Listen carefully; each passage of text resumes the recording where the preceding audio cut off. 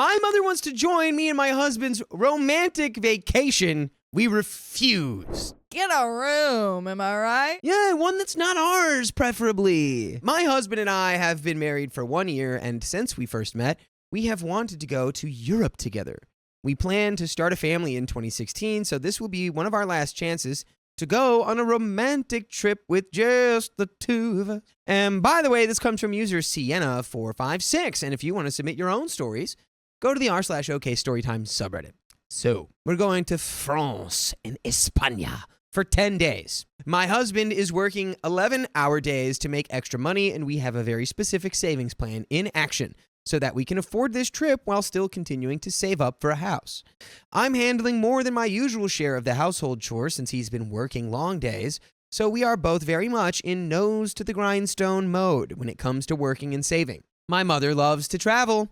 She has multiple trips planned this year and will be in Europe for a few months at the same time as us. But she doesn't have a return date yet, so she's got options on when and where to leave from. When I told her we booked our tickets, she immediately said, "Oh, that's great. I'll be in Europe too. I'll just meet you in Barcelona and then fly back to the US from there." I tried to politely say that this is a romantic couples trip, and I don't think that my husband is particularly keen on having her or anyone join us. Shout out to my mom doing this to me when I went to New York with my girlfriend. Really?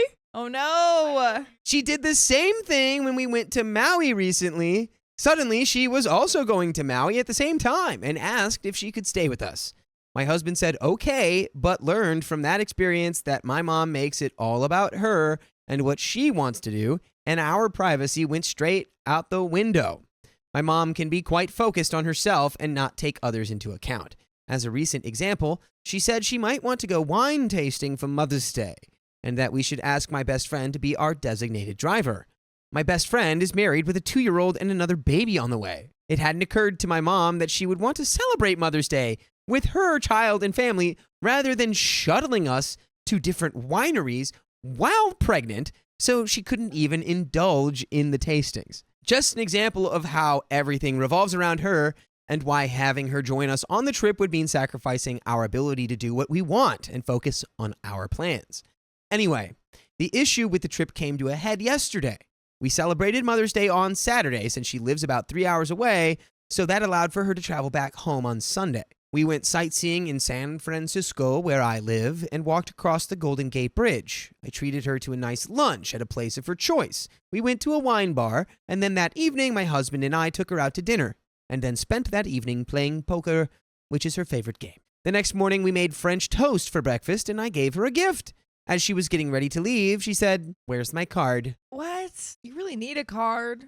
Come on. After all that, where's my piece of paper? My piece of paper that I'm not going to keep. My mom's also weird about cards. Really? My brother's anti-cards. He's like, you could just tell me happy birthday. You don't need to write it on a card that I'm going to throw away. She's not weird about cards. She just is a big fan of them. And I just think that's a generational difference between us and them. Anyway, I had been running around the day before to get ready for her, and it slipped my mind. By the time I realized, it was too late, but I figured we were spending so much quality time together that a card wouldn't make much of a difference. She got really upset about how I didn't even get her a card, and then I started to get offended.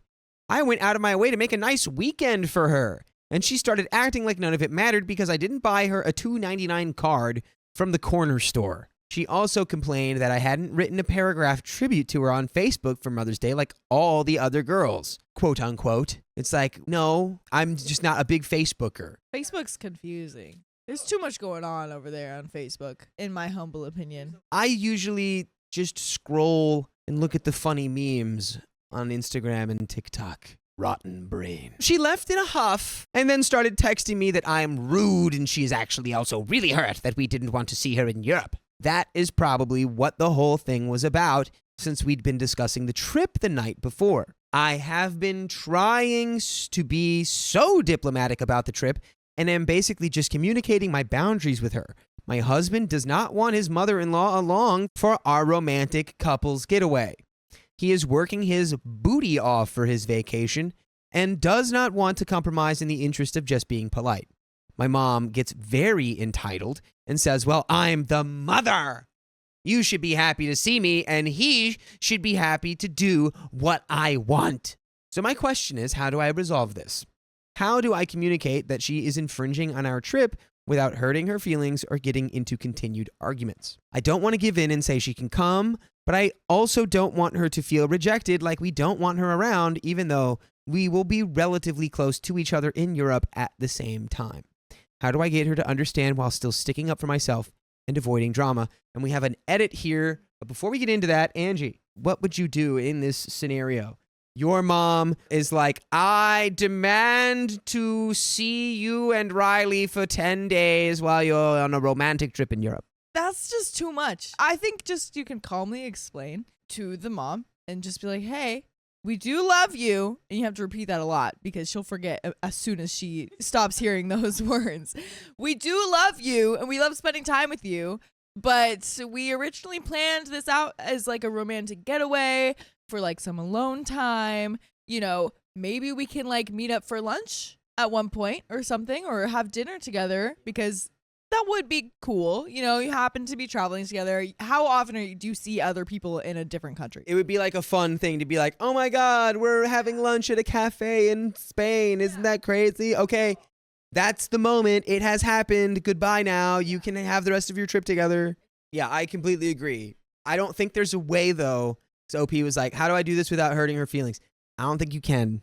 I think there's an element of her that probably will still be upset, even when you offer, like, let's do this, let's do the lunch, let's spend maybe an afternoon together instead of, like, multiple days or, like, half the trip, whatever. We have an edit. A lot of comments on me telling her my husband doesn't want her there, but not saying that I don't want her there. I phrased things as we, but try to also point out my husband's take because for years she has seen me as her travel partner and doesn't seem to get that I'm married now and we have to take his feelings and wants into account when discussing his/our vacation. It's my attempt at trying to get her to see that my situation has changed and bunking together on vacations isn't an option anymore.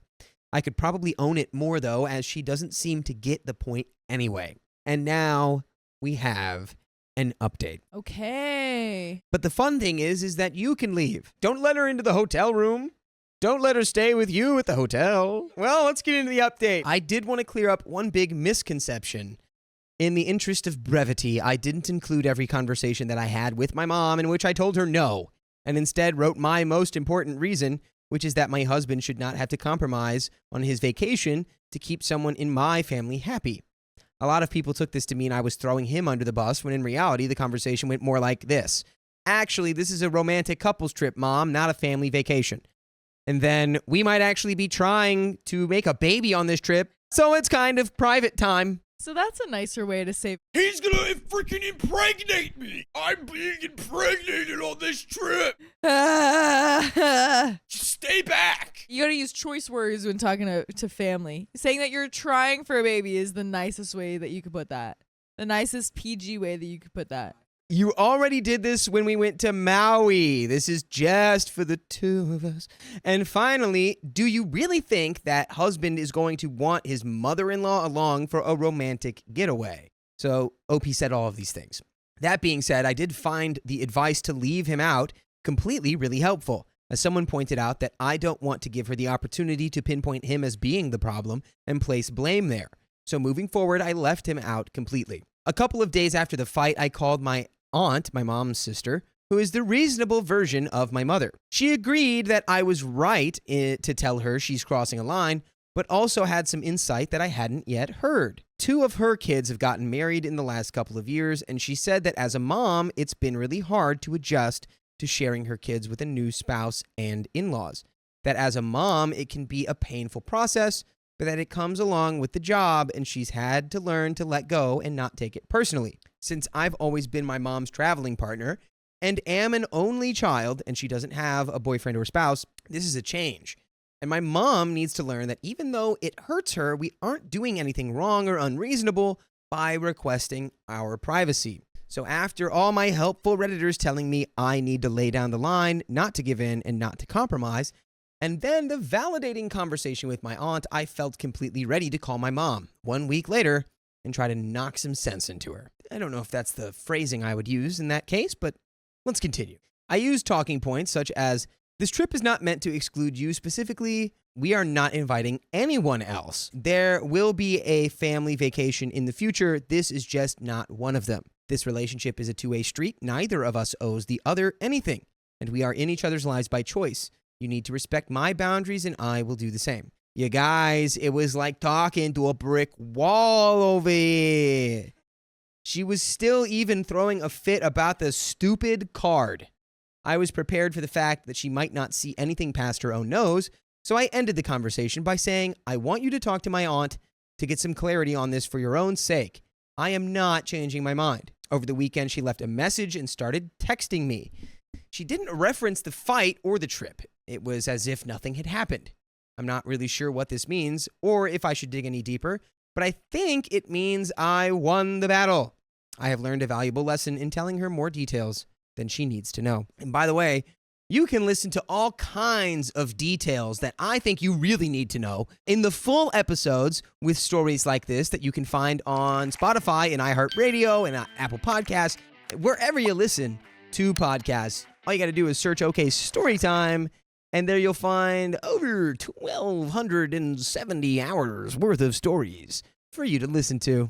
That's crazy. Can you imagine like a 1,270-hour movie? I cannot. You've got one, but it's got no pictures and it's just in your ears. Longest audiobook ever. Wherever you listen, you can listen to the movie of OK Storytime. There's a little bit more left. I like what we've done. Yeah, I think OP explained it in the best way possible. And at the very end, you acknowledge that you simply can't explain anything to this mom and she's not understanding anything. So just, send her off to the aunt who can do better. Sounds like she gained perspective from her sister, but let's go finish the rest of the story. My husband and I were actually reviewing our itinerary and realized that it would be very easy to meet with her for one day in Barcelona without disrupting our trip too much. See, she didn't get perspective from the aunt. This is the realization that it's like, oh, well, I guess we could just meet her for lunch. And it's like, you've done all this. If you would have just realized that, we could just literally meet her for lunch. Could have bypassed all of this turmoil. Just been like, yeah, we'll get lunch. Just lunch, though. He said he's open to meeting with her, but at this point, I feel like it's rewarding a child for bad behavior. Really, you've just already dug your heels in too far where now it's kind of embarrassing to change your mind. I fought really hard to get our space, and for that alone, I'm not willing to budge. For what it's worth, he looked relieved when I said this, so I am sticking my heels in the ground for both of our sakes. And that is the end of that story. And hey, it's fair. I would probably do the same thing. If you go through all that and then you realize oh, dang, maybe we could. It's like, no. You've already done so much to not have it happen. You're now committed to it not happening entirely.